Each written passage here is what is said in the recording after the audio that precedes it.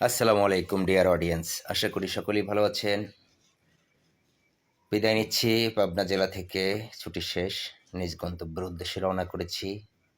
সবার জন্য অনেক শুভকামনা রইল, সবাই দোয়া করবেন এবং আমার যাত্রা যেন শুভ হয় সেই দোয়াটা করবেন, যেন গন্তব্যে সহি সালামতে পৌঁছাতে পারি।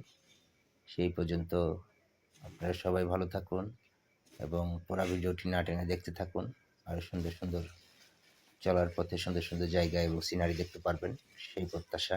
সবাই ভালো থাকুন।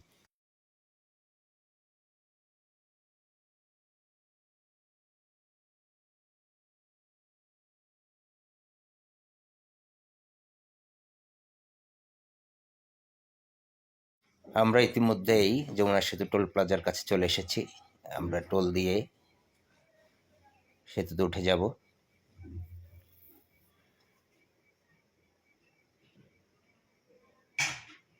এই যে আমাদের সিরিয়াল চলে এসেছে, আমি ভাইটিকে টোল দিচ্ছি। টোল দেওয়া শেষ। এই মুহূর্তে আমরা ব্রিজের উদ্দেশ্যে রওনা করব, ব্রিজের উপর ওঠার জন্য। আমাদের পাইলট সাহেব মোটরসাইকেল টান দিয়েছেন।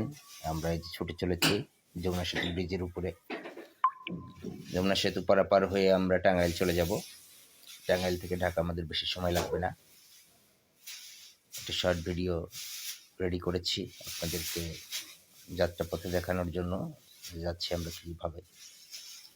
সবচাইতে মজার বিষয় হচ্ছে বন্ধুরা, এই দেখেন আমরা অলরেডি যমুনা সেতুতে অল্প সময়ের মধ্যে উঠে যাব।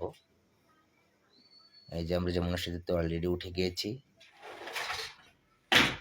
কয়েক সেকেন্ড পরেই দেখতে পারবেন যে ঠিক পাশ দিয়ে এই রেল যাতায়াত করবে।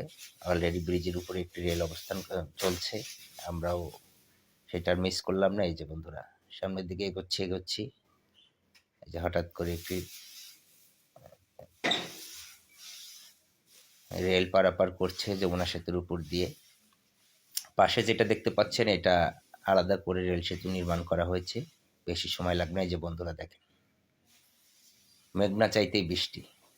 মনে মনে ভাবছিলাম এই মুহূর্তে যদি একটু ট্রেন আসতো। ঠিক ভাবনার 30 সেকেন্ডের মধ্যেই ট্রেনটি উপস্থিত। এটার মিস করলাম না, এটাও ভিডিও করে নিলাম পাশাপাশি। আশা করি পুরো ভিডিওটি দেখলে আপনাদের ভালো লাগবে। দুই পাশে দুটি সেতু আলাদা আলাদা দেখতেই পাচ্ছেন। চমৎকার সুন্দর লাগছে, অসাধারণ পরিবেশ।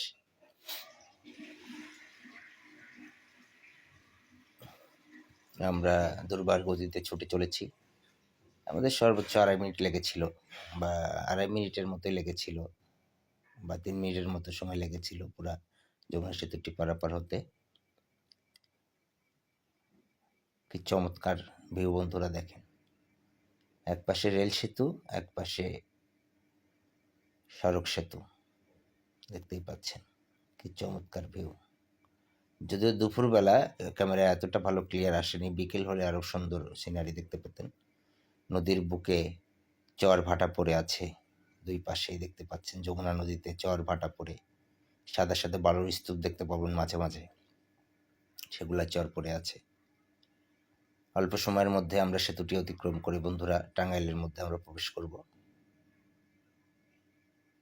বেশি সময় লাগবে না।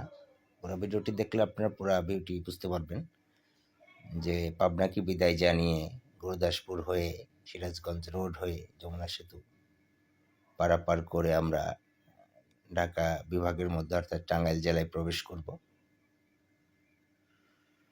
কি সুন্দর ভিউ বন্ধুরা দেখেন, চমৎকার মনোমুগ্ধকর পরিবেশ। আসলে আমাদের উত্তরবঙ্গের প্রাণকেন্দ্র এই সিরাজগঞ্জটি এই যমুনা সেতুটি হওয়ার পর থেকেই শেষ সীমানা ঠাকুরগাঁও, পঞ্চগড়, রংপুর বিভাগের, এদিকে রাজশাহী বিভাগের চাপাই অনেকগুলো জেলাকে কানেক্ট করেছে এবং খুব দ্রুত পথ চলাচল করা সম্ভব। এই সেতুটি না হলে হয়তো বা আমাদের ফেরিতে 2 ঘন্টা লাগতো অপেক্ষা করে ফেরি পারাপার হতে। যাক, সব মিলিয়ে জার্নিটা খুবই ভালো ছিল, মজার ছিল। আমার সঙ্গে ছিল আমার চাচাতো ভাই, বড় ভাই, একসঙ্গেই দুজন আসছিলাম ঢাকাতে। সব মিলিয়ে জার্নিটা বেশ চমৎকার ছিল। আমরা অলরেডি চলে এসেছি, দেখেন কি সুন্দর পরিবেশ। আমরা টাঙ্গাইলের মধ্যে প্রবেশ করেছি। চমৎকার রাস্তা, এলিভেটেড এক্সপ্রেসওয়ে দেখেন। আপনি চাইলে 110ও গাড়ি টানতে পারবেন, কোনো সমস্যা নেই। উল্টা দিক থেকে এসে মেরে দেওয়ার কোনো আশঙ্কা নেই।